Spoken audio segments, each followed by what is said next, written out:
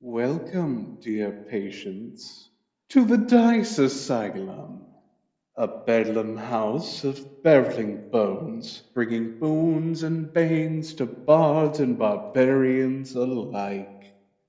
Do check in with reception, for I believe you may have come down with a case of role repression and Nat 20 neurosis.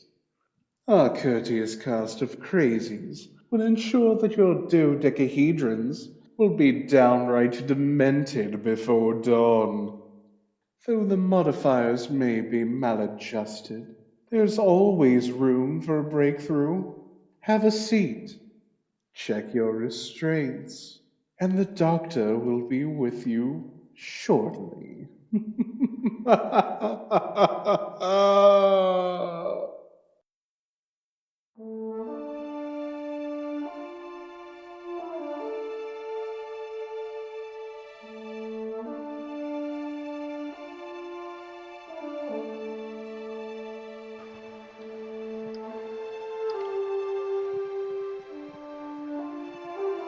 A few days before our heroes gathered for their first time, some of them found themselves in less than suitable placing. A place run down, old, full of the most wretched of scum. The smoke drifting through the room of different intoxicants, and the definite scent of one or two used death sticks drift through the air as a group of aliens sit at one of the gambling tables with a single seat open. The one that seems to be at the lead, this large Duros, broad-shouldered, blue skin, a grim look on his face. Another round. And the bartender nods and waves over to a Twi'lek who will quickly bring a platter over and start handing out drinks before the doors of the locale open. And a familiar face enters. Griff, this is just not my night.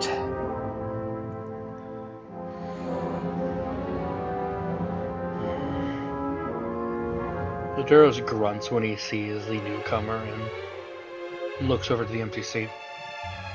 Boy, want to play around? Let me check my pocketbook real quick. He rifles through, looking at the small gold and silver bars. You know what? Let's make this happen.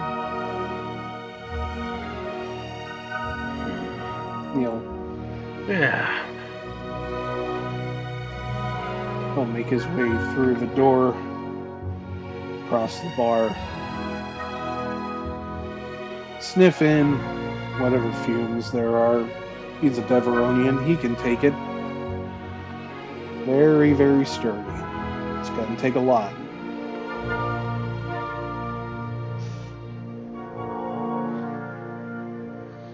You want a drink, friend? My friend, you should know better than to offer to get a Deveronian a drink. You're going to be running yourself up a tab. It takes a lot for us. I like giving my new friends gifts. You know, the way you say that, I definitely don't know if I'm running into a palm full of Master's Kyber. There's a few, mutters back and forth, and a Rodeo look over. What's that? Oh, you never heard of Master's Kyber? Well, you know what? Let me accept that drink, and I'll tell you all about it. Getting around. Drink is passed over, and they motion to the seat for you to sit down, Merrick. Merrick will take his drink, slide a hand back through that short brown hair of his. Hair he ain't supposed to have, but here it is. And he walks over, has a seat.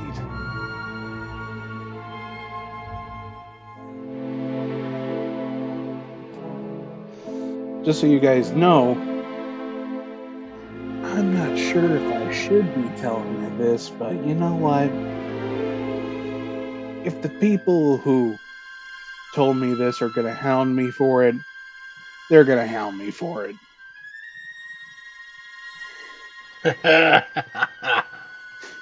So while you deal, let me get into the right space for this. You're in for a treat. It's an old Jedi tale.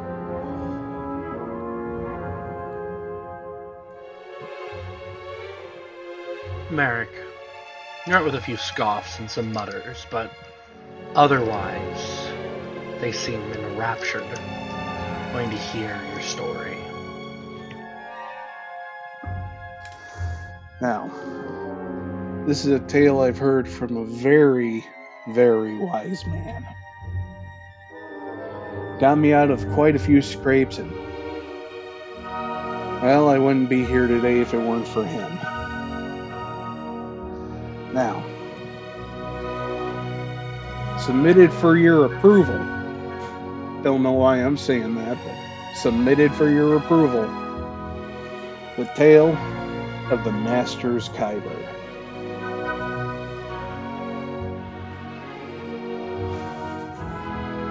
Let's say this tale goes back a few centuries, probably a millennia.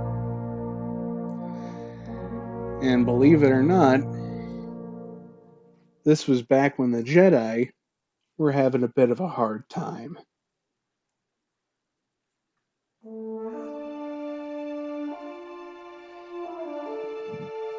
You see, those fancy swords that they carry around, those laser swords, those lightsabers, they got a little bit of a secret to them. It's not just some fancy plasma that's in those hilts, my friend. It's a little crystal that if they put a little bit of themselves into it, it locks with them. Makes their blade all unique, all sorts of colors. But you see, this time, when the Jedi were struggling, it was because they were in very short supply of those crystals. Almost looked pretty bad for them. Until there was one of them that spoke up. He was an expert on those lightsabers. How to put them together. Which kind of fit would be right for you. And they called him the Forge Master. So the Forge Master, he speaks up, alright? And he comes forth with a stash of all these little crystals that all the young Jedis that were coming up in their rank, getting a little bit big for their britches, well, the next step was for them to build their weapon. So it was a very kind gesture for that Forge Master to offer. He had loads of them. But no one ever knew why he had so much. Whenever they asked him, He just brushed it off and said, "It's just my master's Kyber," as if that would answer everything.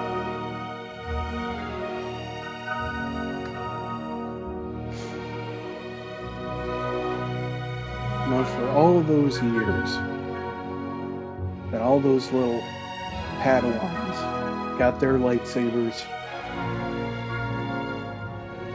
that Forge Master never seemed to run out. It was a miracle.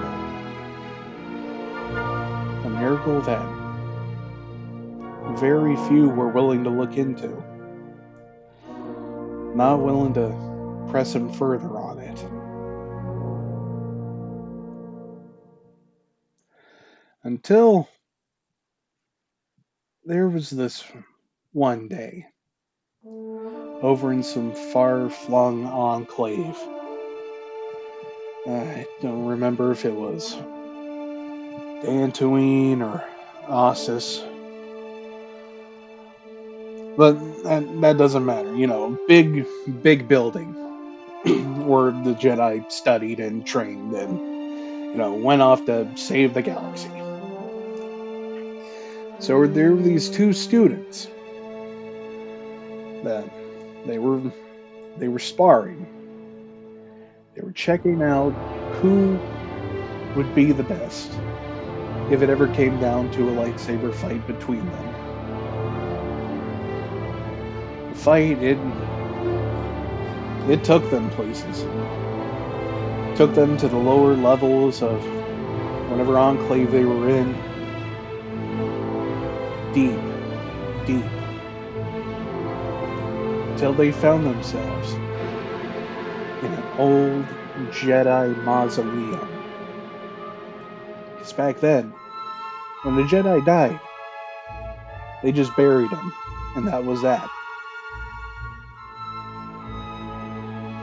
So this fight, it goes on and on. It gets very, very intense. So intense that someone moves a stone that shouldn't have been moved. Someone slashes one of the lids of the coffins, cuts right through. And that's where they stop. Because, even among the Jedi, desecration of a grave, it's a very bad offense. I mean, you fellas would understand that, right?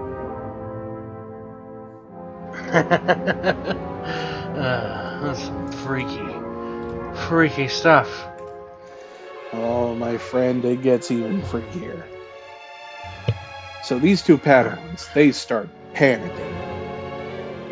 Thinking that, oh, they're in for it now. Their training is so over. So quickly they try to move and try to get the lid back into place. Hopefully, maybe they could try to fuse it together with the lid, fuse the lid together with the heat of their lightsabers. But as they moved the pieces of the lid, they noticed something. That tomb that lid stood on, it was empty, save for some robes, that dead Jedi's lightsaber, and a few other possessions. Nowadays, they don't take that much with them. But that's the thing. There wasn't a single body there. And so, those two apprentices, they knew something was up. They knew something even bigger was on their hands, but they couldn't be sure. So, against their better judgment, they checked further. Every tomb in that place. And you want to know what they found?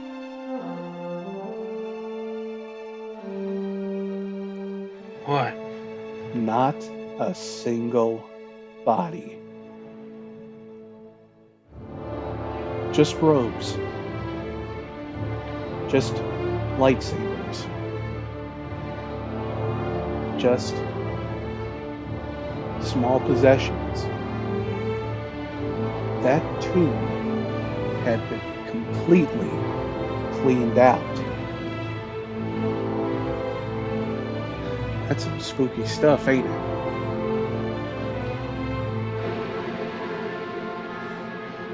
Yeah, what happened? The Rhodian will look over. Let him keep telling the story. Oh, now this is where it gets a little action packed. So, the two apprentices, they go forth to the council. They're ready to admit everything they did wrong, and they even explain that there wasn't a single body in the tombs anymore. Just robes, just artifacts. And so the council, they get a little nervous, and they start sending messages out to the other enclaves in the galaxy, asking them to check their tombs. And you could probably guess what they found.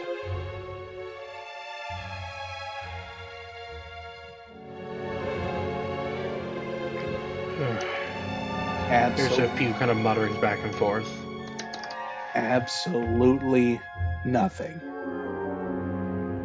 Every single Jedi tomb that was on record had been completely cleaned out.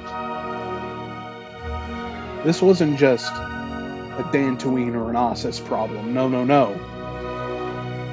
This was an order-wide problem.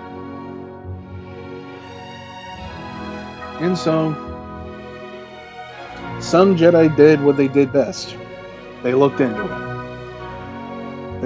They organized, they investigated, and eventually, they did find the robbers that were doing it.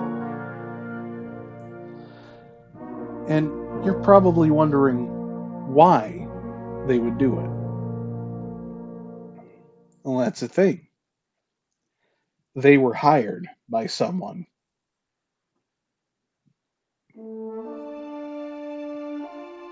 Who wants to steal Jedi bodies and not take the lightsabers at least to sell them?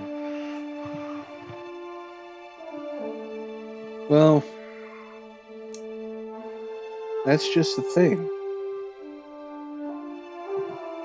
When they were confronted, interrogated, brought to question, they were all pretty tough about it. They toughed it out.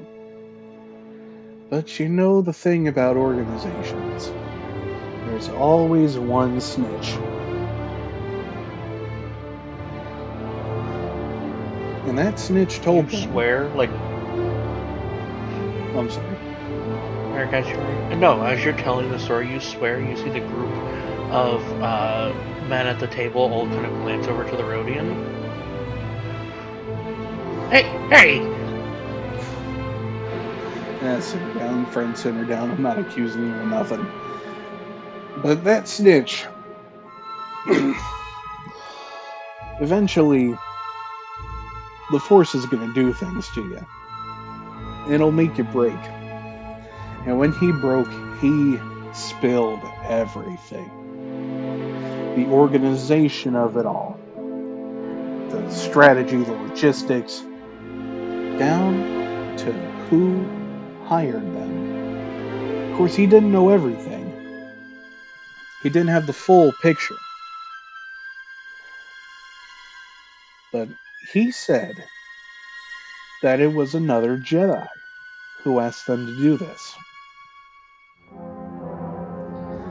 So they looked into each other, and one by one, they were all found innocent. Except one, but they couldn't be sure. For all they know, it could have been a Sith, because, hey, who can tell the difference these days, right?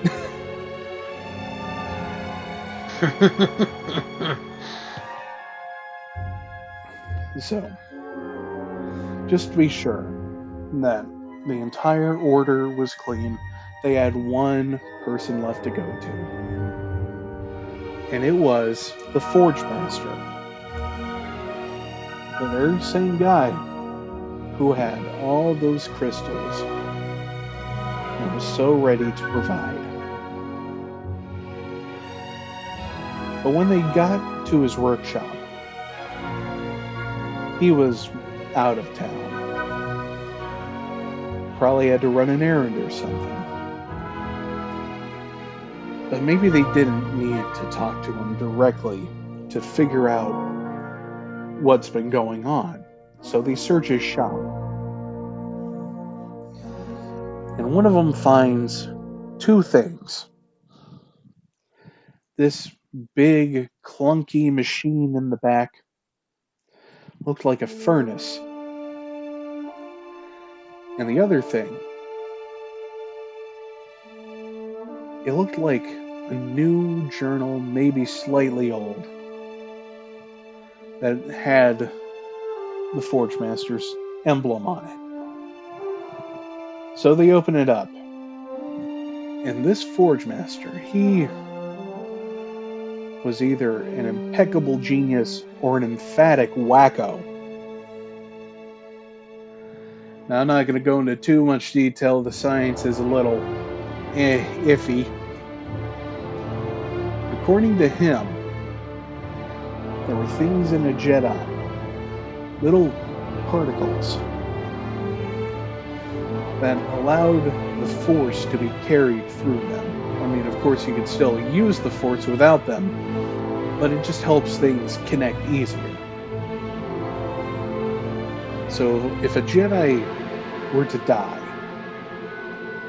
he would still have those particles in him. So he gets really theoretical with it. Incredibly experimental. Trying to figure out what could possibly be done about these leftover molecules or what have you. And then he remembers that his master, he died very venerable and he was very powerful in the Force. Whom were perfect to test the theory on. So he gets building. And eventually, the construction is finished, and what he has, well, something of what modern crematorium systems we have today. Able to fit a body.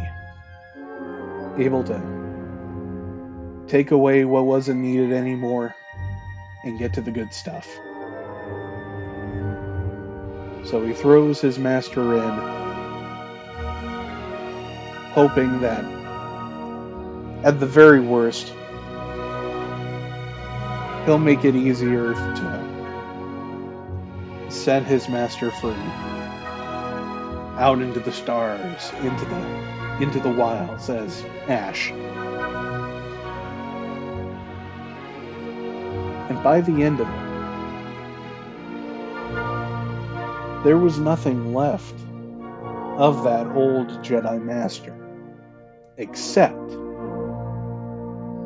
a little pocket of crystals that popped out of the furnace.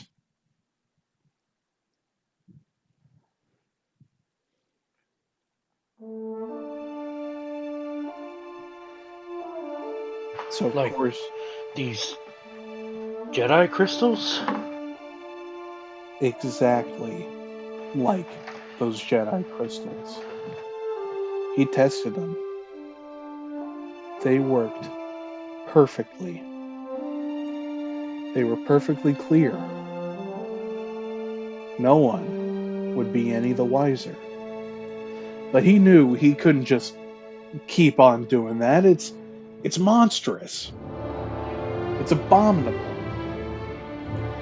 He'd be he'd be an abomination for doing it. So he figures, okay, if I could do that to an old Jedi, I could do that with anybody.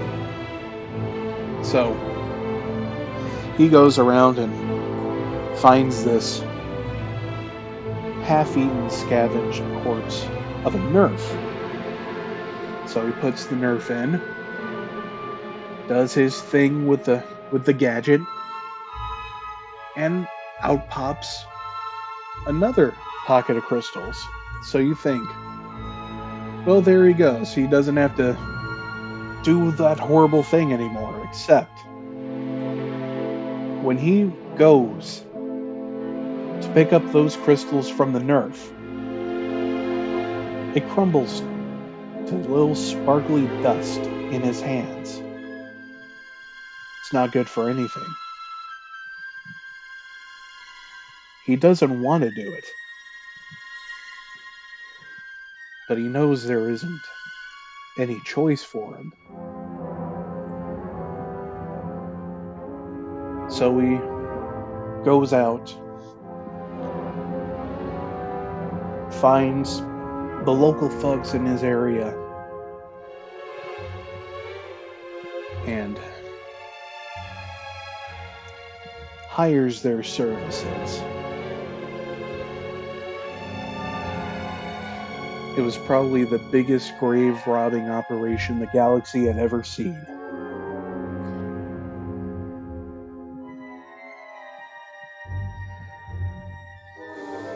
That was the end of the journal.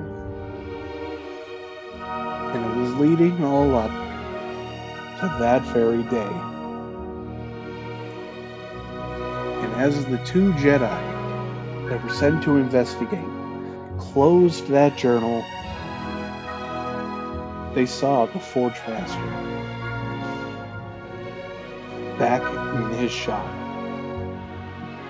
a blaze of anger in his eyes. He knew they were onto him. And you wouldn't believe how he was dealt with. A few glances back and forth. Well,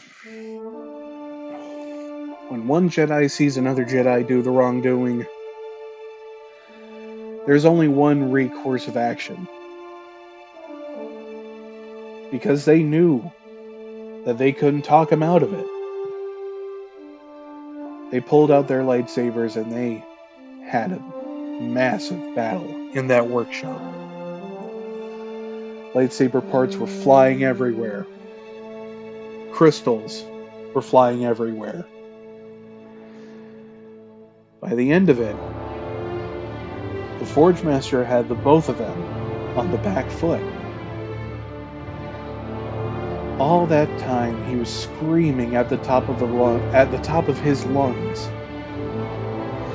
that he provided the most he could out of the Order for anyone. That he worked the hardest. That he did what was best. That he had to make the hard decisions because no one else was able to. And right when he was about to strike them down, one of them woke up, and in an act of pure desperation, they pushed him into that open furnace just to get them off of him, just to get him off of them. And in his struggle to get out, he turned it on.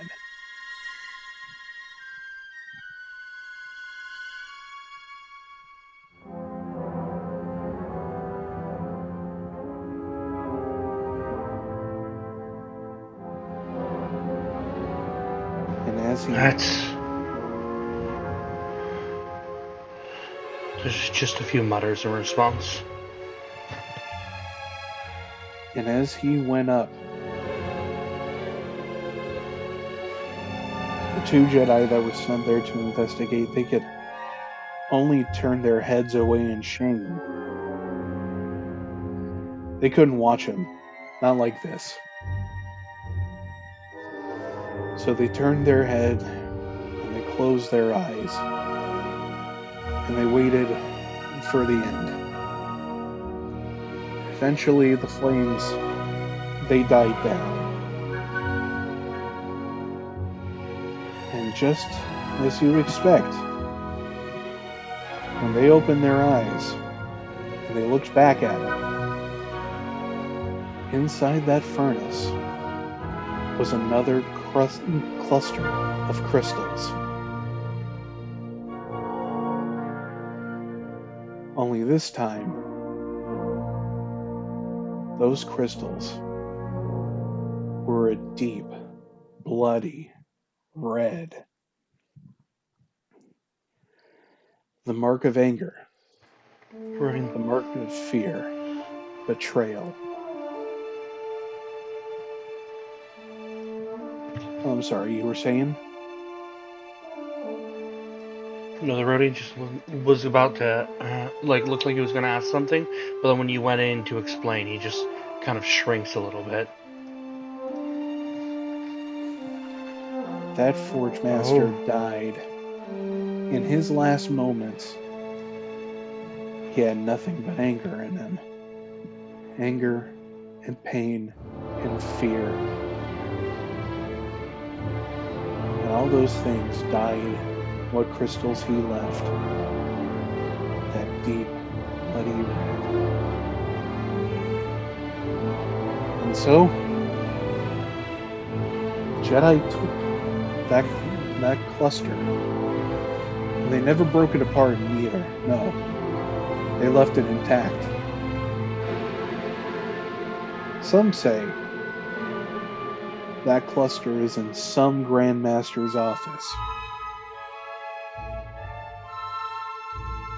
Under the cautionary tale of the Master's Kyber. And eventually, that term took off. And all those Jedi circles, it took on a new meaning.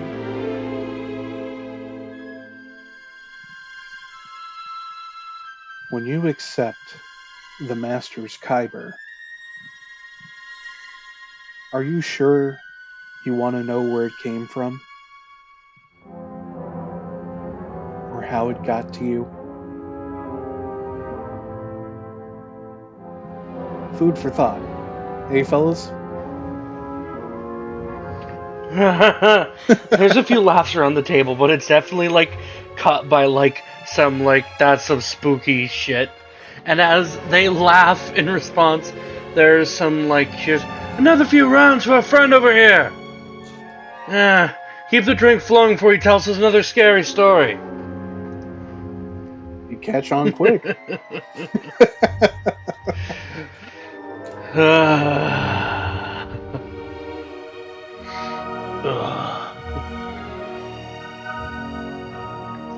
And with a bit more laughter, some bemusement, the night will carry on. But, Merrick, as you are sitting there drinking, enjoying yourself, you swear you see through the window an old man watching you. Not with warmth, but with malice in his eyes. For you shake your head and he's no longer there. Every year that I keep doing this, it takes less and less of a drink to get me messed up. I'm becoming the pity of my race.